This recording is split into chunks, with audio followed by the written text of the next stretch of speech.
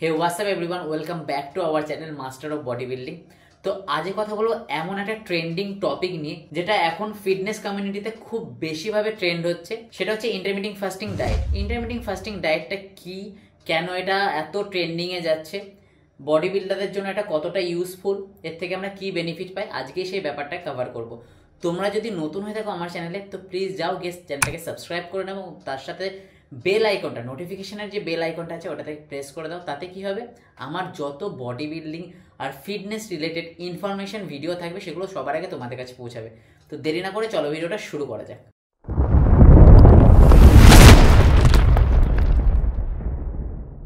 তো কথা বলবো ইন্টারমিটিং ফাস্টিংটা আসলে কি। ইন্টারমিটিং ফাস্টিং একটা ডায়েট না, এটা কিন্তু একটা ডায়েট না, এটা একটা এমন খাবারের প্যাটার্ন যেখানে আমরা 16 ঘন্টা না খেয়ে থাকি, 8 ঘন্টা আমাদের যে মিল প্ল্যানিং যে ডায়েট সেটা আমরা 8 ঘন্টার মধ্যে কমপ্লিট করি। এই টোটালটাকে বলা হয় ইন্টারমিটিং ফাস্টিং, মানে 16 ঘন্টা উপোস থাকা আর 8 ঘন্টা খাওয়া। এটা বডি বিল্ডারদের জন্য বলো বা যে কোনো বডি কম্পোজিশনের জন্য খুবই ভালো। তো দেখে নিই এর বেনিফিট গুলো কি। ইন্টারমিটিং ফাস্টিং এ যে ফার্স্ট বেনিফিটটা আমরা পাই সেটা হচ্ছে ফ্যাট লস এবং মাসেল মাস প্রিভেনশন। কথার অর্থ কি, ইন্টারমিটিং ফাস্টিং যখন আমরা চালু করি তো আমরা যেহেতু অনেকটা টাইম আমরা না খেয়ে থাকি, তো সেই টাইমে তো আমাদের বডি মানে কন্টিনিউয়াসলি কাজ করে যায়। এই তো না যে আমরা শুয়ে থাকি বা দাঁড়িয়ে থাকি বা রেস্ট পজিশনে থাকি, একদম নড়াচড়া করি না, নড়াচড়া তো করি। তো সেই কারণের জন্য আমাদের বডি যখনই কোনো অ্যাক্টিভিটি করুক, চাই সেটা নড়াচড়া করি বা কোনো কাজ করি, তখন আমাদের বডি এনার্জি বার্ন করে। সেই এনার্জিটা আমরা ইন্টারমিটিং ফাস্টিংয়ে কি হয়, যেহেতু আমরা না খেয়ে থাকি তাই আমাদের বডিতে যে স্টোর ফ্যাটটা থাকে সেখান থেকে ধীরে ধীরে বডি এনার্জি ছাড়তে থাকে।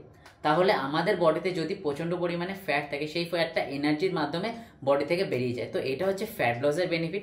এবং তার সাথে সাথে মাসেল মাসটা কিভাবে আমরা প্রিভেনশন করতে পারছি, যেহেতু 8 ঘন্টা আমাদের আছে খাওয়ার টাইম, সেখানে আমরা আমাদের যে নর্মাল ডায়েটটা আছে, আমাদের যে ক্যালোরি ডেফিসিয়েটের ডায়েটটা আছে, সেখানে আমরা হাই প্রোটিন ডায়েট খাচ্ছি। তো এখানে কি হচ্ছে, এখানে আমাদের মাসেল বিল্ডিংটা মানে মাসেল প্রিভেনশন হচ্ছে, মাসেল লস হচ্ছে না, ক্যাটাবলিক ফর্মে যাচ্ছে না, আমাদের মাসেল প্রিভেনশন থাকছে। তো এই হেল্পটা আমরা ইন্টারমিটিং ফাস্টিং থেকে পাই, মানে ইন্টারমিটিং ফাস্টিং থেকে এই বেনিফিটটা আমরা পাই।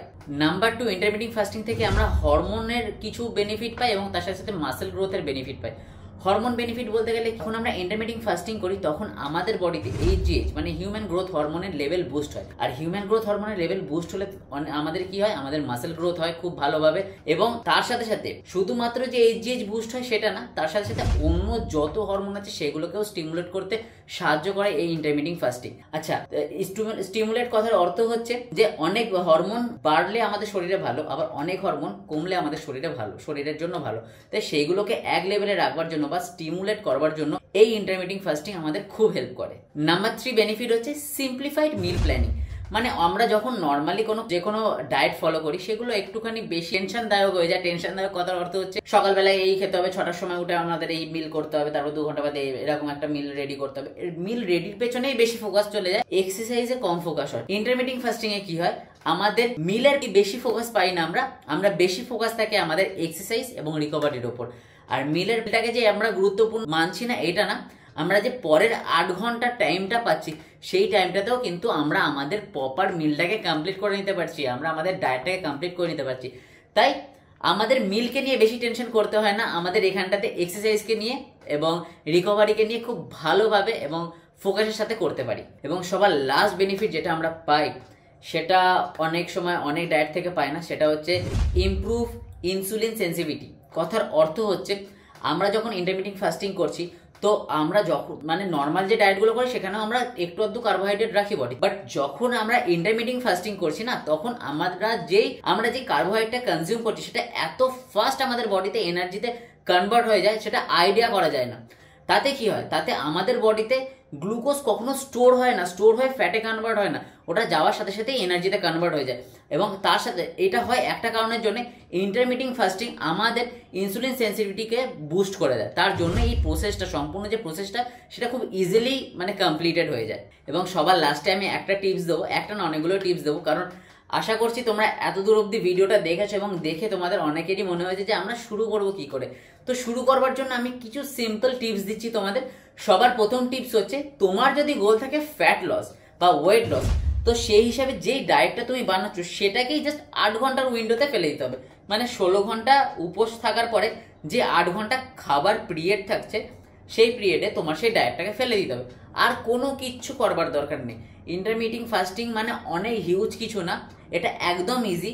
তুমি সারাদিন মানে ধরে নাও তোমার এই মুহূর্তে মিল আছে সকাল 6টার সময় ওটস নেওয়া, তারপরে মিড মর্নিংয়ে একটা স্ন্যাক্স নেওয়া, দুপুরের সময় লাঞ্চ নেওয়া, আর ডিনার নেওয়া রাত 8টা নাগাদ, তারপরে ইভিনিং স্ন্যাক নেওয়া। এই টোটাল জিনিসটাকে আমরা 8 ঘন্টার মধ্যে কমপ্লিট করতে পারবো।